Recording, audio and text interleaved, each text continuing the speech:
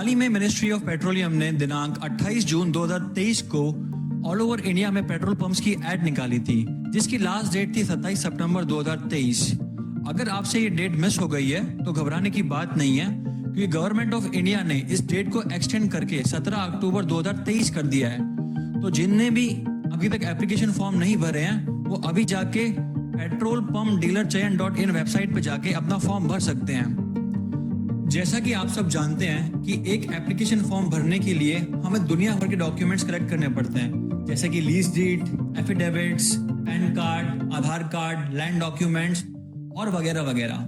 पर just imagine इतनी सारी मेहनत करने के बाद ऐसी कुछ छोटी सी गलतियों की वजह से आपका फॉर्म स्क्रूटिनी के टाइम पे रिजेक्ट हो जाए तो आपको कैसा लगेगा?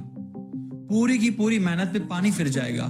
तो आपके साथ ऐसा ना हो, इसीलिए हमने इस वीडियो में उन डेफिशिएंसी के बारे में डिस्कस किया है जिसके कारण आपका एप्लीकेशन फॉर्म रिजेक्ट हो सकता है, आपका एप्लीकेशन फॉर्म डिस्क्वालीफाई हो सकता है। तो आई होप आप इस वीडियो को एंड तक देखेंगे, जिसके कारण आप ये इंश्योर करें कि आपका फॉर्म स्क्रूटिनी के टाइम पे रिजेक्ट ना हो। तो आइए डिस्कस करते हैं उन नॉन रेक्टिफाइएबल डेफिशिएंसीज को जिसके कारण आपका फॉर्म रिजेक्ट हो सकता है। तो जो पहली डेफिशिएंसी है वो है एज लिमिट। अगर एप्लीकेशन डेट के टाइम पे आपकी एज 21 ईयर से कम है तो आपका एप्लीकेशन फॉर्म रिजेक्ट हो जाएगा, क्योंकि जो एज लिमिट है फॉर्म भरने की वो है 21 साल से लेके 60 साल तक।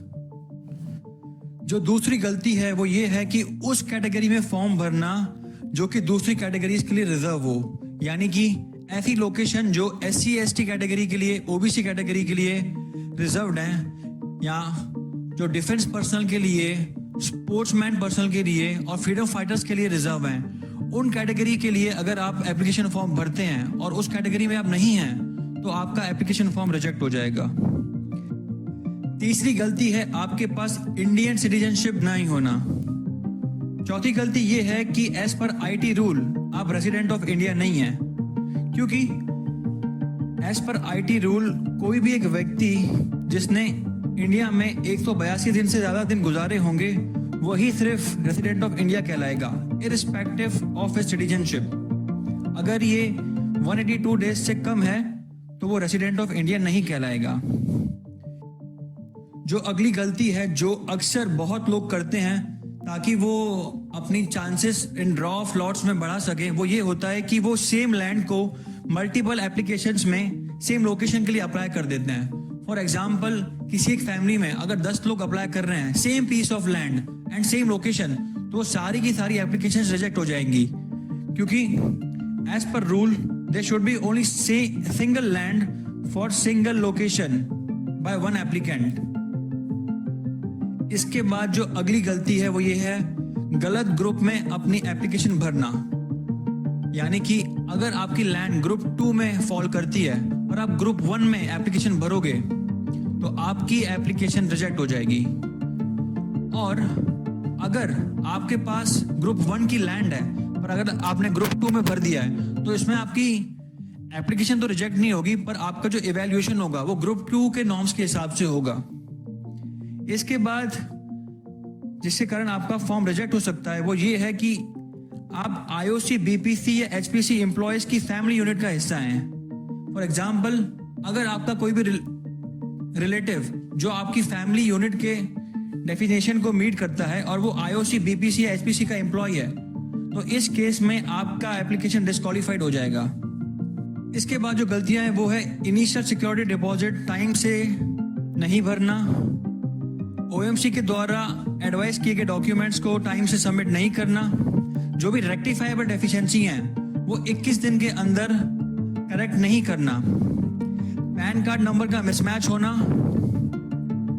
FVC के टाइम पे डॉक्यूमेंट सबमिट नहीं करना और ऑफर्ड लैंड एडवर्टाइज लोकेशन या स्ट्रेच में नहीं होना। ये सब गलतियां आपके एप्लीकेशन फॉर्म को रिजेक्ट करेंगी। और जो सबसे इंपॉर्टेंट जो चीज है जिसका आपको ध्यान रखना है वो ये है कि आपका कोई भी डॉक्यूमेंट आपकी डेट ऑफ एप्लीकेशन के बाद के डेट का नहीं होना चाहिए। फॉर एग्जाम्पल, अगर आप 11 अक्टूबर को अपनी एप्लीकेशन फॉर्म भर रहे हैं तो आपको ये इंश्योर करना है कि आपके सारे डॉक्यूमेंट की डेट 11 अक्टूबर के पहले की डेट की हो। मतलब कि 10 अक्टूबर की डेट तक की भी डॉक्यूमेंट्स चलेंगे। पर अगर ये डॉक्यूमेंट्स की डेट 11 अक्टूबर को क्रॉस करती है, यानी कि 12, 13 या 14, तो फिर आपके डॉक्यूमेंट्स वैलिड नहीं माने जाएंगे और आपकी एप्लीकेशन रिजेक्ट की जाएगी। तो दोस्तों, ये थी कुछ नॉन रेक्टिफाइबल डेफिशिएंसीज जिसका आपको एप्लीकेशन फॉर्म भरते वक्त ध्यान रखना है। मैं सबसे रिक्वेस्ट करूंगा कि जब भी आप एप्लीकेशन फॉर्म भर रहे हैं तो एक बार ब्रोशर को जरूर पढ़ लें। ये ब्रोशर आपको petrolpumpdealerchain.in वेबसाइट पे मिल जाएगा। इस ब्रोशर के अंदर वो सारी डिटेल्स लिखी गई हैं जो कि आपको ध्यान में रखने की जरूरत है, जिससे आप ये इंश्योर करेंगे कि आपका एप्लीकेशन सही से भरा जाए और ये स्क्रूटनी के टाइम पर रिजेक्ट ना हो। आई होप आपको ये वीडियो इन्फॉर्मेटिव लगा होगा। अगर आपको कोई भी डाउट है तो आप कमेंट सेक्शन में अपना डाउट पूछ सकते हैं। मैं ज़्यादा से ज़्यादा डाउट्स क्लियर करने की कोशिश करूंगा। Thank you for watching. Take care, bye bye.